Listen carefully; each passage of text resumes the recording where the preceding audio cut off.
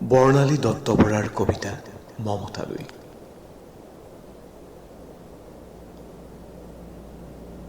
মমতা অন্তৰৰ সীমাহীন আকুলতাৰে তোমালৈ লিখিবলৈ লৈছোঁ। তোমাৰ চিঠিখন বৰ পলমকৈহে মোৰ হাতত পৰিলেহি। বাহিৰত এতিয়া ৰৌদ্ৰোজ্জ্বল পোহৰৰ চিকমিকনি। তোমাৰ চিঠিখন লৈ মই বহি আছো ৰ'দ কাচলিত।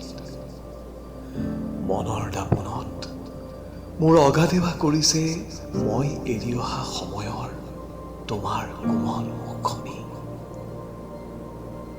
সৌ যেন সিদিনাৰহে কথা, কাতিৰ কুঁৱলীখনা কোমল পুৱা, পদূলিৰ তলসৰা শেৱালি গছকি তুমি মোৰ ঘৰখনৰ লগতে নকৈ প্ৰৱেশ কৰিছিলা মোৰ মন মাজুলীত। পলাশৰ ৰঙেৰে কপাল বোলাই লাহি কঁকালত মুগাৰ ৰিহাখনি মেৰাই ধৰাৰ বুকুলৈ যেন অপ্সৰা নামি আহিছিল সিদিনা। সঁচাই মই হৈ পৰিছিলো স্বপ্নাতুৰ কোনোবা আলোকৰ মানুহ। তুমি বাৰু এতিয়াও মোৰ ওপৰত অভিমান কৰি আছা নেকি? বিশ্বাস কৰা, তোমাক এৰি অহাৰ বাসনা মোৰ কোনোদিনেই নাছিল। নিৰুপায় যে মই। শুনাটো এতিয়া চাগৈ বৰ এটা হ'ল নহয়।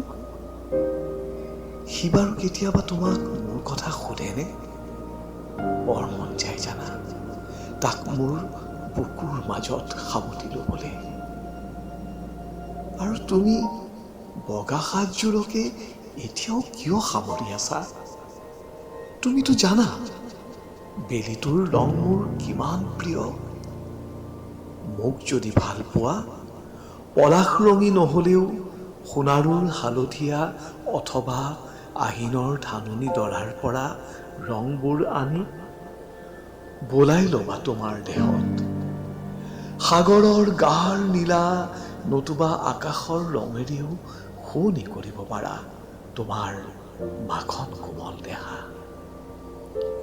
মোৰেই শপত, মোৰেই শপত, মোক যদি ভাল পোৱা বগা সাজযোৰ আৰু নিপিন্ধিবা।